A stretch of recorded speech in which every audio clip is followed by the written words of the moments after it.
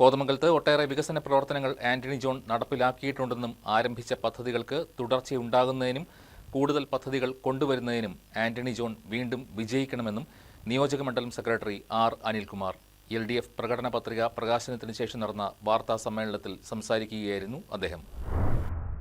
കോതമംഗലം നിയോജകമണ്ഡലത്തിൽ വൻ വികസന പദ്ധതികൾ യാഥാർത്ഥ്യമാക്കുമെന്ന് LDF പ്രകടന പത്രിക. തങ്കളം കാക്കനാട് നാലുവരി പാതയുടെ നിർമ്മാണം പൂർത്തീകരിക്കും. പട്ടയ നടപടികൾ വേഗത്തിലാക്കിക്കൊണ്ട് കൂടുതൽ കുടുംബങ്ങളെ ഭൂമിക്ക് ഉടമകളാക്കി മാറ്റുന്നതിനുള്ള നടപടികൾ സ്വീകരിക്കും. ആലുവ മൂന്നാർ നാലുവരിപ്പാത റോഡിന്റെ നിർമ്മാണം വേഗത്തിലാക്കും. കോതമംഗലം ആധുനിക ക്രിമിറ്റോറിയത്തിന്റെ നിർമ്മാണം വേഗത്തിൽ പൂർത്തീകരിക്കും. നവകേരള സദസ്സിൽ ഉയർന്നുവന്ന ആവശ്യം മുൻനിർത്തി കോതമംഗലത്ത് 7 കോടി രൂപ അനുവദിച്ച ടൗൺ ഹാളിന്റെയും MLA ആസ്തി വികസന ഫണ്ട് 2 കോടി രൂപ അനുവദിച്ചുള്ള പാലത്തിന്റെയും നിർമ്മാണം പൂർത്തിയാക്കുന്നതിനുള്ള നടപടി വേഗത്തിലാക്കും.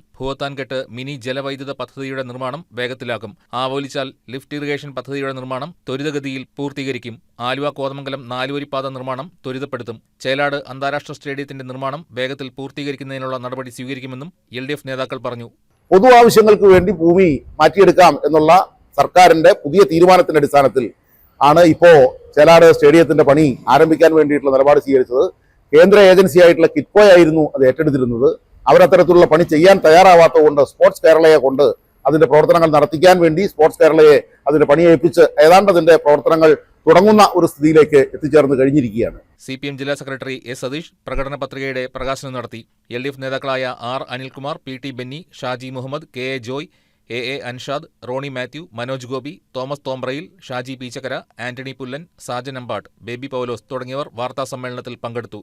News desk KCV news.